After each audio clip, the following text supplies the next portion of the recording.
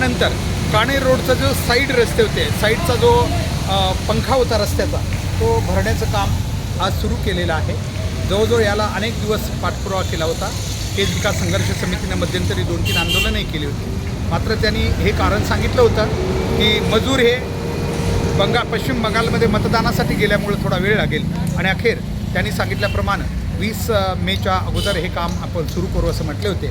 त्यानुसार आज सुरू केलेलं आहे. आम्हाला एवढंच सांगायचं आहे, काणेर रोडला जे लोक आहेत जबाबदार, कारण हे काम संध्याकाळीही होण्याची शक्यता आहे. अशावेळी ज्यांच्या बाजूला जे काही प्रॉब्लेम असतील, खड्डे असतील किंवा जिथं हा रस्ता व्यवस्थित करून घेण्याची गरज आहे तिथं त्यांनी तो रस्ता व्यवस्थित करून घ्यावा, जेणेकरून यापुढं या रस्त्यावर कुठली समस्या राहणार नाही. कारण मध्यंतरी आपल्याला माहिती हे पंखे नसल्यामुळं आणि खोदकाम झाल्यामुळं, कारण मध्यंतरी हा रस्ता झाला परंतु त्यानंतर पाईपलाईन बाकी राहिली हे कारण सांगून पुन्हा रस्ता साईड पंखे जे होते ते खोदण्यात आले होते आणि त्यामुळं हा रस्ता जवळजवळ 1 वर्षभरापासून प्रलंबित अशाच प्रकारे नादुरुस्त अवस्थेत होता. त्यामुळं नागरिकांना खरं तर या ठिकाणी जाणं येणं खूप अवघड जात होतं आणि आपल्याला माहिती आहे की या ठिकाणी हा रस्ता अतिशय महत्त्वाचा रहदारीचा आहे. बसेस वगैरे याच रस्त्यानं जातात.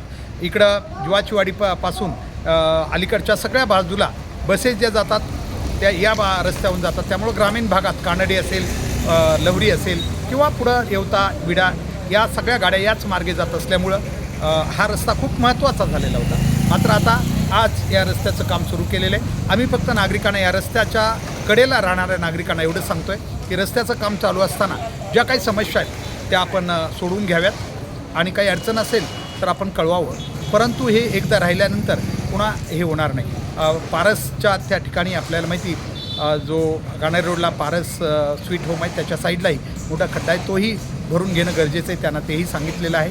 आणि इतरही ज्या गोष्टी आहेत या रस्त्यावर, कुठलीही गोष्ट नादुरुस्त अवस्थेत राहू नये अशी आपण त्यांना या ठिकाणी सूचना केलेली आहे. परंतु तरीही राहू नये यासाठी नागरिकांनी काळजी घेणं गरजेचं आहे. कारण हा रस्ता आपल्या सगळ्यासाठी महत्त्वाचा आहे. पार्किंगसाठी आपण बघू शकता हे खोदकाम झाल्यामुळे आता पार्किंगसाठी गाडी थोडं पुढं जाऊ शकते. यापूर्वी ही गाडी इथपर्यंतच थोडं हे होत होतं, आता मात्र पुढं गाडी जाऊ शकते. आणि म्हणून या ठिकाणी पुन्हा एकदा आम्ही आवाहन करतो काणेर रोड स्थित, कारण पुन्हा ही कामं होत नाही आहेत आणि त्यासाठी पुन्हा नेहमीच आंदोलनं, निवेदनं हे द्यावी लागतात. त्यामुळं आता ती गरज पडू नये याची आपण सर्वांनी या ठिकाणी काळजी घ्यावी. आणि हा रस्त्याचं काम आज 20 मे आहे आणि उद्या 2 दिवस कदाचित हे काम चालू शकते आणि या 2 दिवसात हे काम पूर्ण करून घ्यायचं.